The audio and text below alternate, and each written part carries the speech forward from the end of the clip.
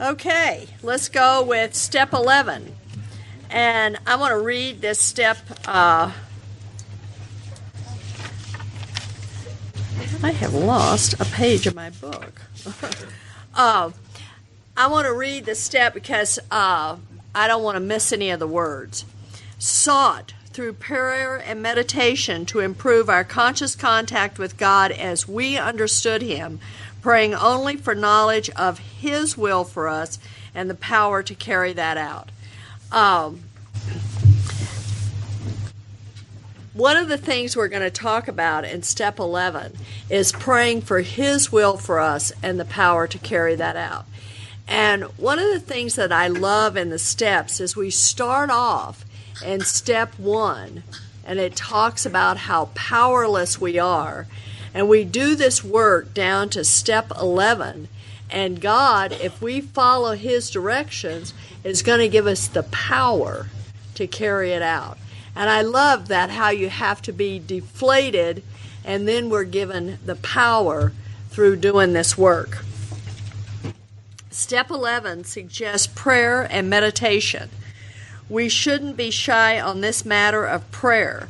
Better men than we are using it constantly. It works. If we have the proper attitude and work at it, it would be easy to be vague about this matter. Yet we believe we can make some definite and valuable suggestions. And I love the way it tells me in step 10, it talks about when we retire at night. And now we're going to go back into step 11, and we're going to do retire at night again. And this is like, in my opinion, it looks like Bill kind of ran the two steps together. So that tells me that maybe what I do at night is going to affect what I do in the morning, because the two steps are run together. So it tells me, and these are the questions, when I kind of ran over the questions in step 10 over here, where we were talking about, it says continue to watch for selfishness, dishonesty, resentment, and fear. But then we go back here on step 86 in the first paragraph, and it says when we retire at night, we constructively review our day. And then it says exactly what to do. And what I do is I ask myself these questions. And all I do is just read them out of the book. And I ask myself these questions. The book is right by my bed, and I just ask myself these questions. Were we resentful, selfish, dishonest, or afraid? What did I do that day? Do I owe an apology? Have we kept something to ourselves which should be discussed with another person at once? Were we kind and loving toward all? What could we have done better? Were we thinking of ourselves most of the time? Or were we thinking of what we could do? Or were we thinking of what we could do for others, of what we could pack into the stream of life? And I think that one is very important, because if I'm thinking of others instead of myself, it is amazing how much time I have, how much more energy I have. Just think about that. When I'm thinking of myself, I'm just exhausted. But we must be careful not to drift into worry, remorse, or morbid reflection, for that would diminish our usefulness to others. One of the things that happens is I am a real alcoholic. And I am one of those kind of alcoholics, and part of my worst character defect is I beat myself up. And what I did is my biggest lesson has been forgiving myself for being a child abuser. That's where I have had the biggest, I have been graced with sobriety, and I have been graced with the freedom from guilt from being a child abuser. But what would happen is I would always beat myself up, and then I would just drift into abuse all the time. And that doesn't do anybody any good. And just beat myself up. Have you ever been around anybody who says, I can't do anything right. I did this wrong. I did that wrong. I'm always afraid. I have to watch that. Really, because what happens is I go right back into that depressive, self-pity, wah kind of feeling. Because the reason is because that's my normal nature. I get to stand here this morning and live in a state that's not my nature. This is not my nature.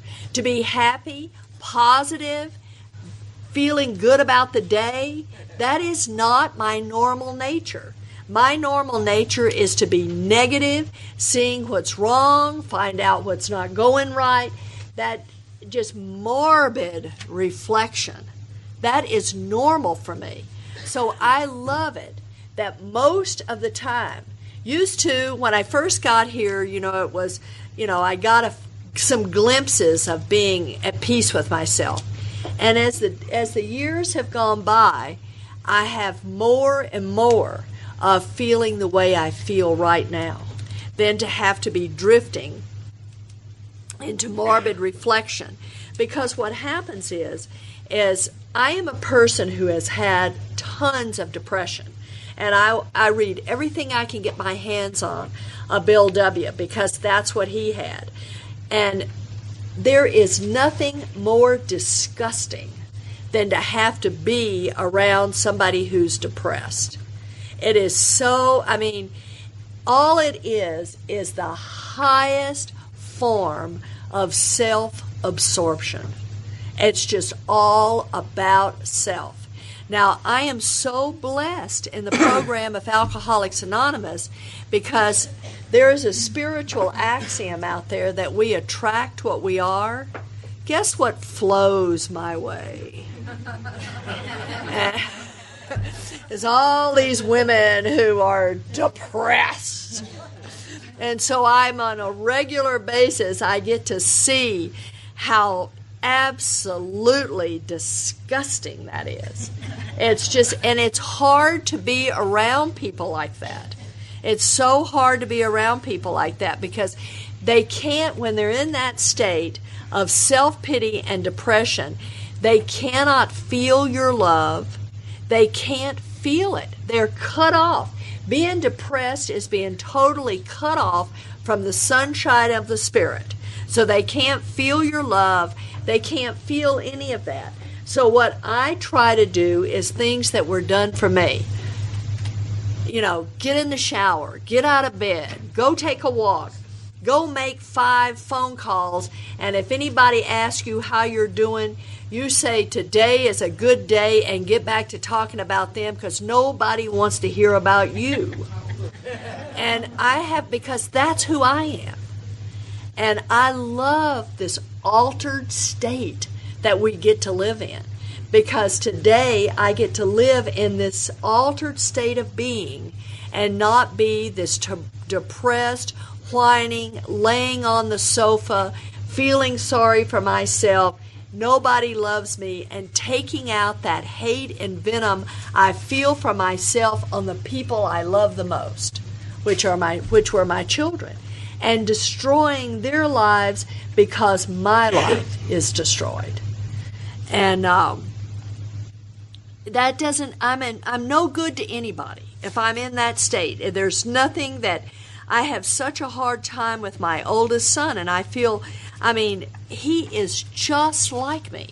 And he's not the alcoholic, but his disposition is just like mine. He's the one, I'm a person who is a cutter and have tried suicide attempts, and so is my son, and he's really negative. And I just would give anything. And every time I try to, pump him up or something like that, and I've learned to mind my own business. I have Al-Anon slips so much. But what I try, he says, Mom, you don't have to do that AA stuff on me. And, what I've done is because I've done that for 31 years, I've just turned him against AA because I've tried so hard to pump him up. And it's just it just doesn't work. It just doesn't work. He's been a huge teacher for me. I'll tell you what, he has helped me with more women I sponsor than anything else, because I love him so much, and he has struggled. His life is such a struggle, and it's really hard for me to make sure that I know he has a higher power, and what his contract is with his higher power is none of my business. It's really difficult, but I have to stay out of that morbid reflection and say, oh my God, he's like that because of me. And you know what? It's like, okay. It's like I tell my women that I sponsor, your parents may have, all your problems may have their name on it, but all your solutions have yours. If you want to get in the solution and you want a better life, that's up to you. And, I have to remember that's up to my son too. He's 48. I can't change what I've been here we go. Talk about play God in other people's lives. You think, oh my God, I'm finally there. I'm walking in the realm of the Spirit. I'm letting God direct other people's lives. And 5 minutes later, I'm trying to tell somebody what to do and how to do it. And there I go, right back to that ego thing that Bob's talking about. I mean, I can go there from 5 minutes to 5 minutes. It's and he's a huge teacher for me, and I have to keep realizing that he keeps me aware of what I do and how quickly I go back into that. I can fix you if you'll just listen to me. And then that morbid reflection of what's wrong with you is my fault. And at 48 years old, I am just not that powerful. I have finally realized that I've been sober a lot longer than I drank. I've been sober almost twice as long as I drank. So I've been sober a long time. So more of his life is my sobriety than it was my drinking. I realize that children, whatever happens in our childhood stays with us. But what happens in adulthood stays with us as well. And that way we can start to take responsibility. After making our review, we ask God's forgiveness. One of the things that I have found out, that the best way for me to ask God's forgiveness for me is to forgive you. To forgive you. And Bob was talking about the Bible, and I can remember when I grew up, I feel exactly how he does. I grew up Southern Baptist, a very rigid religion, and I had all kinds of ideas that I thought that happened. And I used to go to church when I'd go back to Texas with my mom. I used to go to church every Sunday with her, and I don't know what happened, but those people changed. I don't know, they just don't do it the way I remember it. And today, the book talks about many of us do go back to the religion of our childhood. And I go to church today. I now practice my religion. I don't practice Southern Baptist, but I practice Christianity. I have gone back to the religion of my childhood. I don't do any of that instead of AA. None of it. My first spiritual path is Alcoholics Anonymous, and I don't miss meetings of Alcoholics Anonymous, but I don't seem to have any regrets or remorse if I miss Sunday morning. So when that happens, I realize that my priorities are still in order. But for me, it's just another little bit of help in the spiritual realm, and helps me to have a relationship with God as I understand Him. And that's what it does for me. It's nothing like it used to be. It's not, I don't have those feelings that I used to have. And I really love it. It's so different. I mean, I had these preachers, that were standing up at the podium, pounding away, and red-faced and veins sticking out. And now I go to this church with this, and the pastor has a ponytail, and he wears jeans, and he drives a Harley Davidson, and it's just like, it's so different. And it's like, whew, my kind of guy, and it's like, that to me is, how we do it today. So I have a different idea. I love what Chuck says. I'm beginning to see things through a new pair of glasses. I get to have a new set of eyes, and that's fabulous. But I know that forgiveness for me is the more I can forgive you, the more I can forgive me. Oops, what am I doing? I'm sorry. Running around, talking with my hands. And inquire what corrective measures should be taken. And that's what I do. I just ask God, what can I do to make this better? On awakening, now this is what we do in the morning, let us think about the 24 hours ahead. Now, I love this statement right here, because my son James, he does a big book study. He and this guy named Don, they do a big book study in Chicago, and they go around and do this. And James had always said, he would stand up and he'd say, I really have a hard time with meditation, and I don't have any problem, praying. I roll out of bed on my knees, and he says, I just say, James Lee reporting for duty. And he said, I've always had a problem with this meditating. And he got a 1935 dictionary, and of course now that he got one, I had to get one. And he said, they talk about meditation in that dictionary is contemplation. And he says, there it is right here. Let us think about the 24 hours ahead. Let's contemplate the 24 hours ahead. We consider our plans for the day. And in 1935, that was meditation. We think about the plans for the day. Well, the book tells us that more will be revealed, and the more that Eastern religion has entered into our lives and we know more about it, we've taken on different forms of meditation. Before we begin, we ask God to direct our thinking, especially that we be divorced from self-pity, dishonest, and self-seeking motives. And I do this.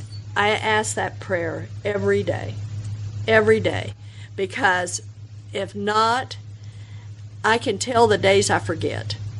But I try to remember always to ask that prayer. Then I'm going to tell you some stuff I do. Under these conditions, we can employ our mental faculties with assurance, for after all, God gave us brains to use. Our thought life will be placed on a much higher plane when our thinking is cleared of wrong motives. In thinking about the day, we may face indecision. We may not be able to determine which course to take. Here we ask God for inspiration. Another prayer. I used to do that at work. I do that today.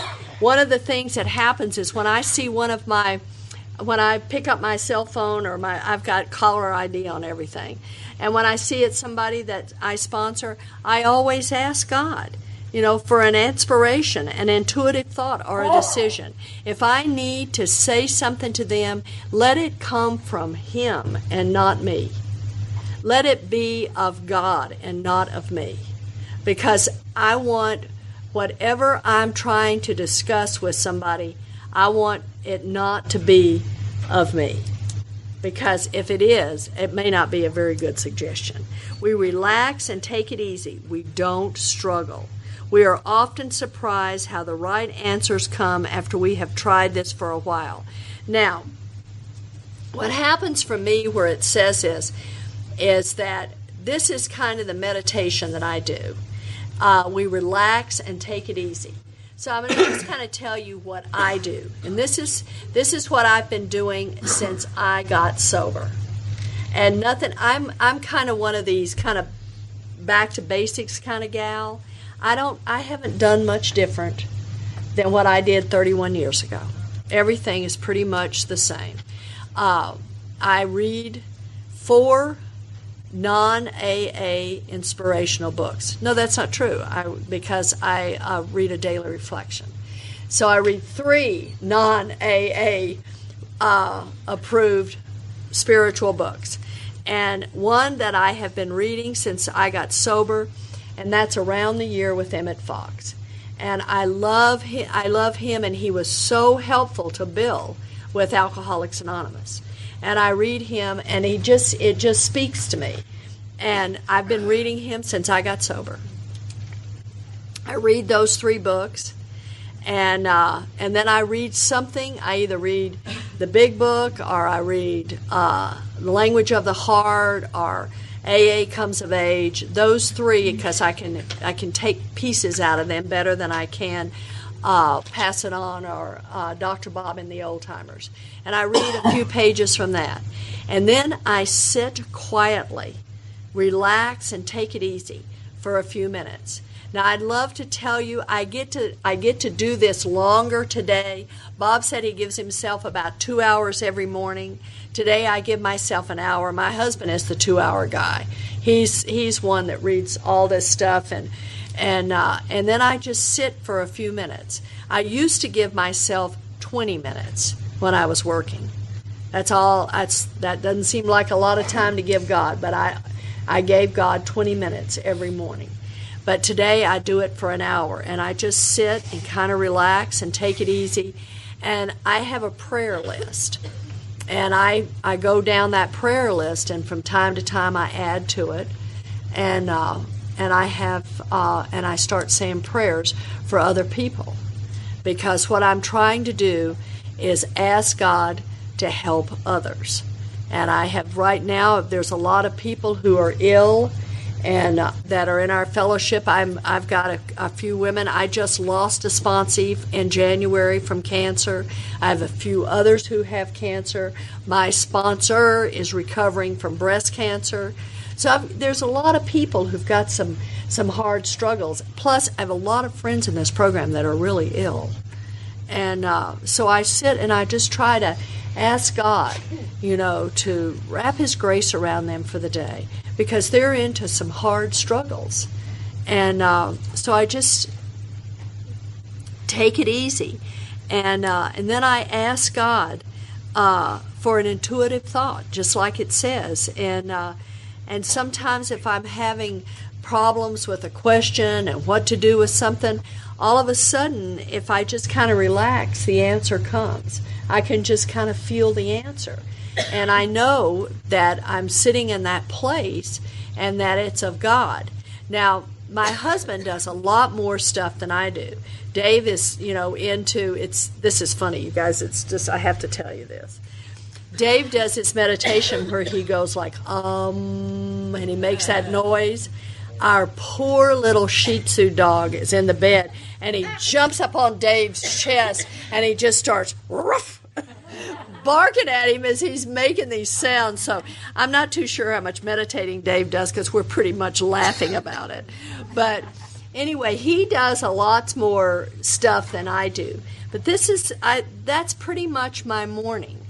But most of all, it's important for me to have a prayer list of the people, because one of the things, I don't want to miss anybody, and if I don't write it down, and it seems like the older I get, the more I need to write everything down.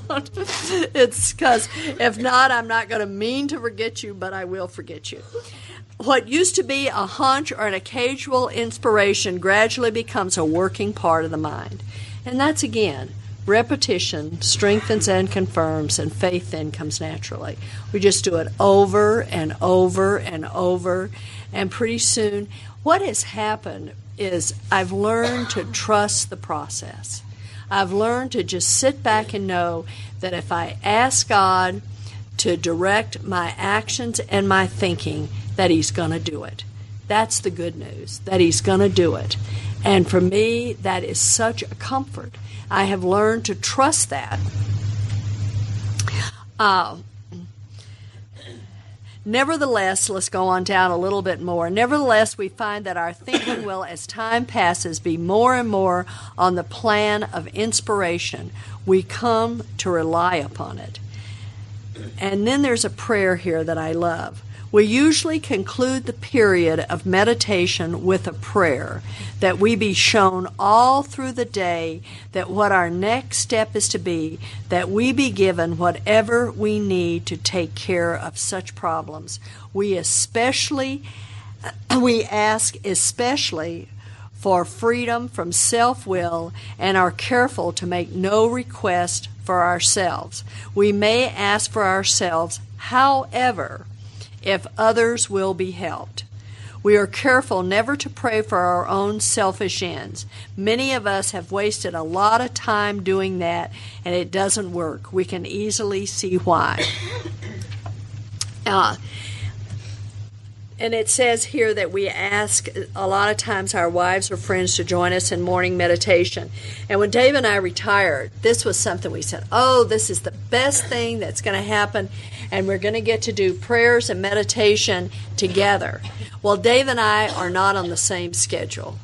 He is a much later sleeper than me. I get up pretty early in the morning, and by the time he woke up, I'd already been so far into my day doing all the stuff that I was just, I had just missed that place of waking up and being quiet. So today we don't get to do that. So one of the things that I want to do is go down to the bottom of the page to the last sentence in the paragraph before it starts. As we go through the day, it says, "Be quick to see where religious people are right," and that's what Bob talked about early. Make use of what they offer. I was so busy judging the religion that I grew up in. And one of the things is I judged other religions. I was raised Southern Baptist. Well, I never will forget when John Kennedy was running for president. I wonder, is anybody around here old enough to remember that? A few of you are old enough to remember when John Kennedy was running for president. And I was Southern Baptist. I want you to know that preacher every Sunday morning until the day he was elected president kept telling us how horrible it would be if we had a Catholic in the White House. Wow. And I can remember. So not only was I having this prejudice and concern about and fear in the religion I was brought up in, I was being taught prejudice against all other religions as well. So it was just this bombardment. So what happened was I turned my back on religious people. And when anybody, spoke of church or God or anything like that, I could just feel what Bob was talking about. I mean, the hair on the back of my neck would stand up. And when I came into AA, I was so grateful that AA was the way it was. And I didn't understand that this was a spiritual path at first, but I knew they talked about God, but they let God be anything I wanted God to be, which was fantastic. And so today I have a different attitude. And I see where religious people were right. And then I love the next paragraph where it goes, as we go through the day, we pause. When agitated or doubtful and ask for the right thought or action, we constantly remind ourselves we are no longer running the show, humbly saying to ourselves many times during the day, "Thy will be done." And this is what I try to stay. There's in the Bible and what I was raised up on, and today I understand it. I fought that, but I don't fought it today. Today it says pray without ceasing. And today that's what I do. I'm constantly through the day asking God to direct my thinking and actions, praying for people, getting somebody calling me on the phone and pausing and saying a prayer. We are then in much less danger of excitement, fear, anger, worry, self-pity, or foolish decisions. We become much more efficient. We do not tire so easily, and that's a huge one. Because I tell you, when I'm in my head and I'm in that stress and I'm in that I'm exhausted. And I have pretty much energy. I'm almost 68 years old, and I feel like I'm like, whoa. Sometimes the only reason I don't think I'm 30 is when I pass a mirror. And I'm like, oh my God, who's that? Because that's how I feel inside. I'm energized, I have energy, I'm ready, excited to start the day. For we are not burning up energy foolishly as we did when we were trying to arrange life to suit ourselves. Bob, Thank you, Polly.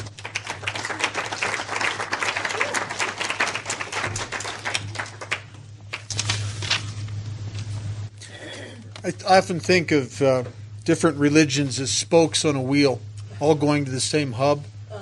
Just some spokes think they're the only spoke. And some spokes think that they're the only good spoke. But they're all going to the same place. And what Bill said in his story, they all kind of make sense. This was a very confusing step to me, this 11th step. And I started to try to figure it out from the book because I would hear people talk about the importance of meditation. And so I would read the book, and it talks about prayer and meditation. Then it says we're going to give some, top of 86, we're going to give some definite and valuable suggestions on prayer and meditation. And it goes right into inventory. What appears to me to be inventory, and I don't get it. This doesn't look like meditation to me. And I thought that Bill, there was a misprint. I thought Bill this should have been on the previous page. And then I looked down further on the page, and there's a couple prayers there. We ask God to direct our thinking, especially asking to be divorced from self-pity, etc. We ask God for inspiration, a couple prayers. But still, nothing that looks like meditation to me, because I'm a child of the 70s. I know about meditation. I've chanted Om. I've chanted Namne Yoho Renge Kyo with the Buddhists. I've done the breathing exercises. I've done all of that stuff, and there's nothing in here that agrees, and this is the key word, agrees with my perception of meditation. So I threw the baby out with the bathwater. And I started doing a lot of different stuff. I had books I would read every morning. I went back to the Buddhists for a while. I did certain Christian prayers every morning. I did the prayer of St. Francis for a long time. I did the one in the 12 by 12, and then I found another version I like better. Instead of channel, it says instrument. I like that better. I did that for a while. I found a strong centering prayer that I still use to this day, and along with some other stuff. And it's I am the place where God shines through. Him and I are one, not two. I need not worry, fret, or plan. He wants me where and as I am. And if I be relaxed and free, he'll carry out his plan through me. And I would say that every morning. And I would read 60 through 63 and a lot of different stuff. And when I was sober a long time, like pushing somewhere between 15 and 20 years, a guy that I sponsor who was sober quite a while came to me and he asked me for specific direction on step 11.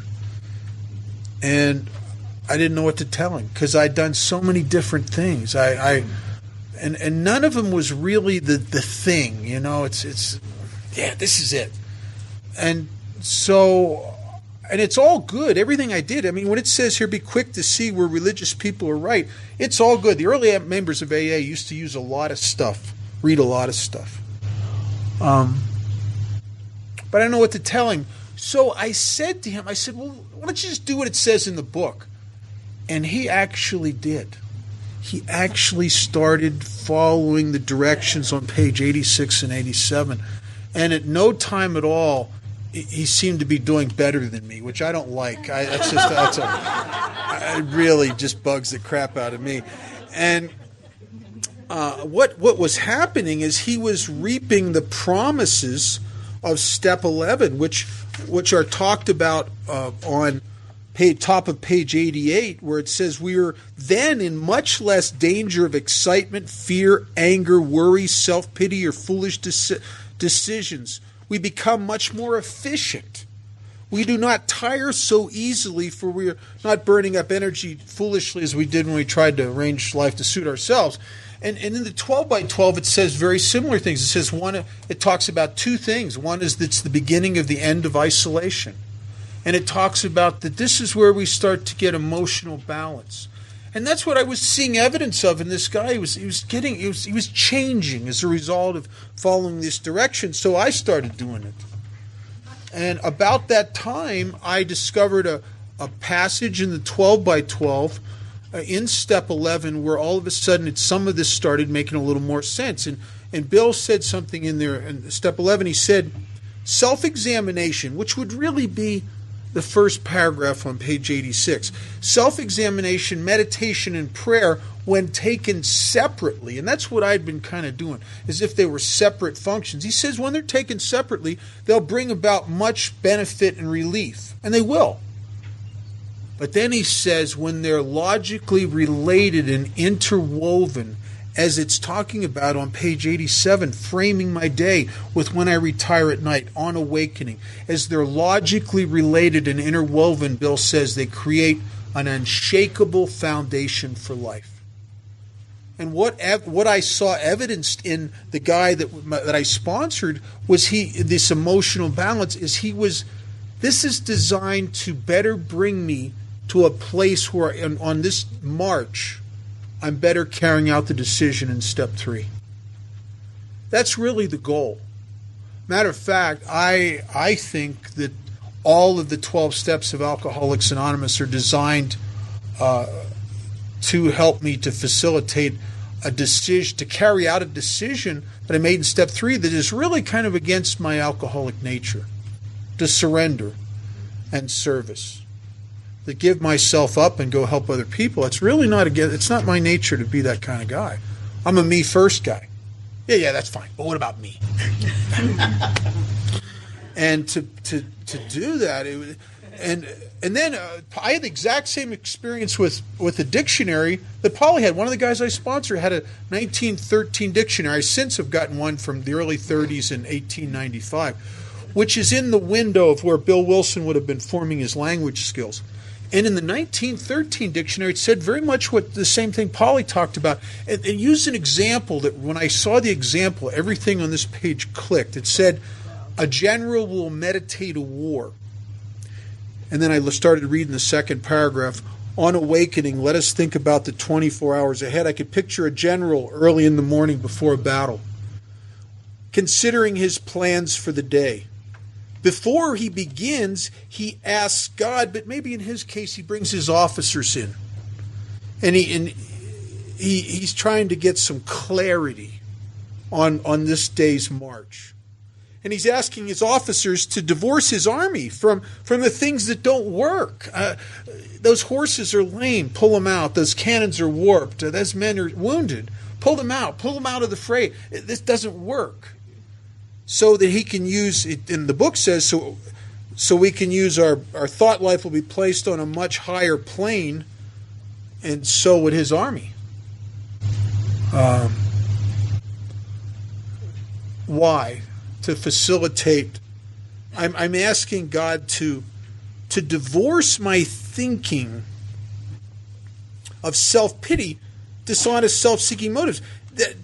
That kind of implies something, if you do this every day, that somewhere along the line I keep remarrying self-pity, dishonesty, and self-seeking motives. Karen Garrison, have you ever heard her speak? She's funny. She talks about remarrying her husband. She says it's like taking a bite out of the turd for the second time. But I keep remarrying this stuff. And it's all self-pity, dishonest, from the self-centered fear and self-seeking motives.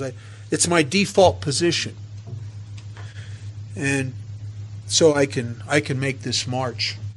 And I think that what it's very much like, it's the same, basically the same tools and approach that a sailor would use in sailing. If you were to go down to Marina Del Rey and you were to buy or rent the absolute best sailboat you could get, and you were to go to the nautical library and you do the first 9 steps of navigation to chart a perfect course to the island of Maui, no matter how perfectly you set out from Marina Del Rey for Maui, every single day the tides and the winds and the current is going to push you off course. Every single day the inclination from my default position of self is going to start pulling me back there. It always does. It's just always, it's always start coming back about me again. Me in the center. Me, the guy I'm worried about. And so a sailor every single day must get out his compass and his sextant and whatever instruments he uses to take an honest inventory of where he's at. The book says earlier in step 4, we can't fool ourselves about values. To find out honestly where we're at so that he can readjust his course back to the island of Maui. So that the next day he finds out again, it's just a little off course. And one of the great things it says here, it says, this is not about beating yourself up. He says we must be careful not to drift into worry, remorse, or morbid reflection. It diminishes our usefulness. This is not about beating yourself up for being out of line. It's by this time, if you've been diligent about these steps, you kind of get it. I'm a knucklehead. Hey, I'm off course. Of course I am. Of course I am. Yeah. So I get back online again. I was wrong again. Yeah, I know. Not beating myself up. It's just, yeah, of course. Of course I am. And I one of the models of spiritual growth that I love is the Benedictines have a thing where they say that spiritual growth is an ever increasing awareness of my own limitations and God's incredible generosity. Of course I'm out of line. And of course the power is still there for me. If I can move self out of the way, I can reaccess this power. These are great questions. What it talked about on 84 and 85 is kind of like the in the moment inventory. I love that line in the 12 by 12. It says that and this is the key of when you should take a spot check inventory that kind of talks about that we continue to watch for on page 84 and 85. It says when we are disturbed at all. It says it's a spiritual axiom, which means true under all conditions. When I'm disturbed at all, no matter what the cause, even though I know it's you, no matter what the reason, what the cause, that something's wrong with me. Something's wrong with me. If nothing else, I am the center of the disturbance. Isn't it? I've always thought it's unfair. When I hate people, they don't feel it. Oh, man. I think that's one of the great injustices in the world. So anytime I'm disturbed is when I do step 10. Now this is more of structure in my life. This is spiritual structure. You take away the first 2 letters of the word spiritual and you have the word ritual. This is the spiritual rituals of Alcoholics Anonymous. When I retire at night, I constructively, not beat myself up, constructively, how could I have done better? Constructively reviewed my day. Where was I resentful? What about in traffic? Where was I selfish? Where was I dishonest? Where was I afraid? I get that kind of dishonesty Polly was talking about the other day. I catch myself all the time. It's not really dishonest, it's creative. For God's sake, don't I get some literary license in my own life? It's just subtle, just a little bit of an embellishment. I'm the kind of guy who buy a new car and maybe I paid $39,487 for it. You say, how much you pay for it? God, that car's nice, but what'd you pay for that car? Oh, way over 40. There's no edge in the truth. Or if I wanted you to think I'm a smart guy and a smart shopper, I just barely 30,000. But it would never occur to me to tell the $39,487 because there's no leverage in that. And when you're secretly not enough and you're coming from behind, you got to have leverage. You believe that old idea. Well, whatever it is, it ain't enough. So I got to have that leverage. And I go through life sometimes. I'll go to bed, and if I could have been dishonest 1 or 2, 3, 4 times during the day, and if it's not big glaring stuff and it's not causing me pain, I'll go through these questions and just say, where are this, nah, not today. Good night. And the truth is, there's never been a day I've been alive where I haven't been, and all of that. Can Remember, imagine a day when you haven't been selfish at all. You didn't worry about you or think about you or wonder about you or, I mean, come on. So what happens to me, this is my weak area. What happens to me in the daily review is stuff slips through the cracks. And I love my friend Al-Anon she says, I leak God's grace until there's a vacancy again. I leak. And then what happens is if I don't catch it, all of a sudden my attitude shifted back and I'm the judgmental, uptight guy again, or I'm the self-pitying person again, or the depressed, whatever. I will shift back, and that's when I have to do a serious inventory. Whether it's a spot check thing or as I seem to end up doing about every 5 or 6 years, I do a real in-depth thing. I just did one in January took a fifth step with a friend of mine in Maui. I was over there for a couple of weeks, and I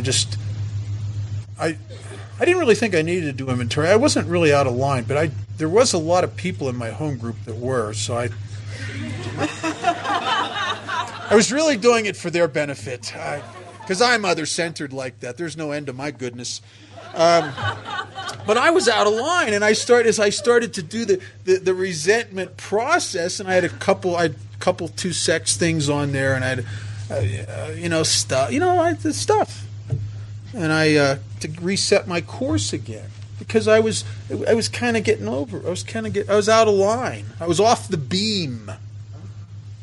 When you're off the beam, you're just like in the pilots. It starts going wow, wow, wow.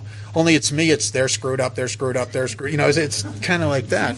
So I had to do an in-depth thing because I'm not diligent about this. I wish I could tell you I did better with this daily self-examination. I know my life would.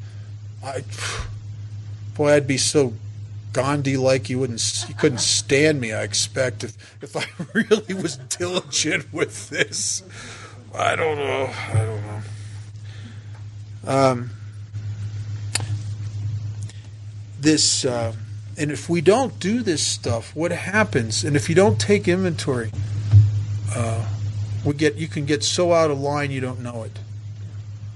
I used to go to a lunch meeting in Vegas. It was a discussion meeting, and they started the meeting out by saying, does anybody have a problem? My friend Scott calls those open disgusting meetings. I don't know. There's some value in them. There's some great people that go to some of those groups. They're very helpful to a lot of people, but there is something weird about using AA is to solve your problems. It kind of circumvents the sponsorship process, but neither here nor there. But I would see guys a lot of times come running into the meeting and they're in immense crisis. And maybe they hadn't been to meetings regularly and they hadn't worked with a sponsor for a while. They hadn't worked the steps for a while, but they've been putting all their energy into their family and their business and all that stuff. And all of a sudden stuff's going south on them. And now they're terrorized because they're losing everything. And they're in the meeting and the chairperson says, does anybody have a problem? And man, this guy raises his hand and he'll dump all this stuff on the group as if he's looking for advice. If you've ever tried to get advice in an A meeting, it's like trying to take a drink of water out of a fire hose. Everybody in the meeting will start sharing at the guy. You can't help it. It's like because he's opened the door, so everybody's sharing at the guy.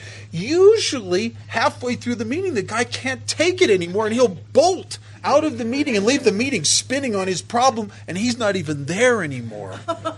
And we lose a lot of those guys. You can get so far out that you don't even know you're far out until all of a sudden something happens to you. And the alcoholic mind and the ego, entrenched in self, the ego has to make you right.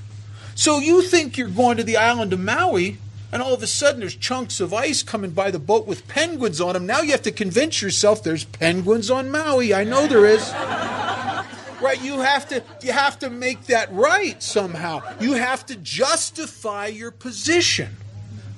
The ego clamors for justification and self-justification. It's what self does. It exists to justify itself. And That's one of the reasons I have a sponsor. The book talks about this intuition. We ask God for inspiration and intuition, thought or decision. We relax, take it easy. I loved what Polly said. One of my favorite quotes from the Bible is, "Be still and know that I am God." There was a great story from New Zealand. Tate's here from New Zealand.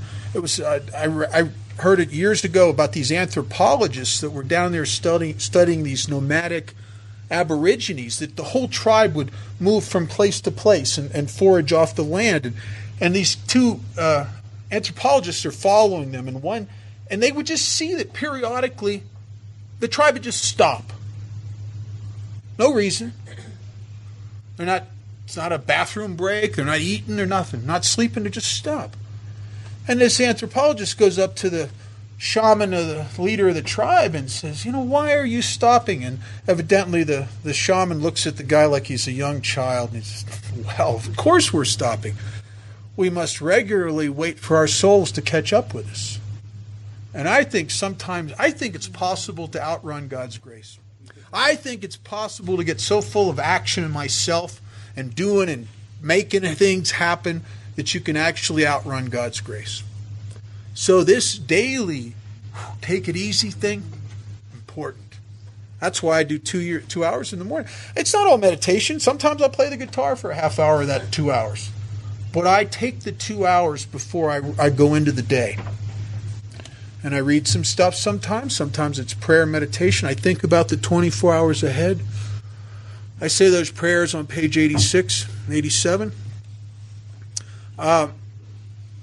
It says there's a warning here. It says, being still in experience and having just made conscious contact with God, it's not probable that we're going to be inspired at all times. I'll tell you something. I'm almost 30 years sober. I am inexperienced. When you look at it objectively, if I looked at how much actual parts of my life I've listened to of the God within me and how much I've listened to my head, I'm telling you, my head's still way ahead of the game. I'm still inexperienced at this. And because of that, it says if we presume to be inspired at all times, we're going to pay for that presumption in all sorts of absurd actions and ideas. I have a sponsor.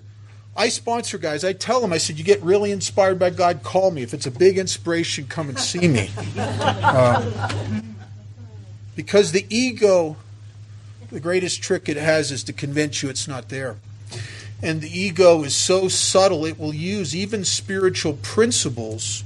It will use the steps, it will use the traditions, it will use the book to self-grandize itself. One of my favorite stories, and I've been up in the Oakland area, and I know a guy that survived this, is the story of Jim Jones.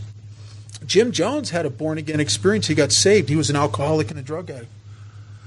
Got saved, got a calling, went into the ministry, became a minister, started helping a lot of people, and he did. You go up to Oakland this day, you'll find people that'll praise him for what he did in that community. Jim Jones didn't have a sponsor or anybody to check his inspiration with except the mind of a chronic alcoholic, and he got sicker and sicker. If he had a sponsor, the sponsor would have said, "Jim, the Kool-Aid's a bad idea." And he did all of that believing he's doing God's will. And that's the same can happen. The next paragraph, it talks about we pray only for knowledge of his will for us. In the religion of my childhood, we had a commandment that says, "I shall not take the name of the Lord thy God in vain." What's the vainest thing I can do? Pray for my will. Anyway, let's take a break. 10 minutes. Everybody's right.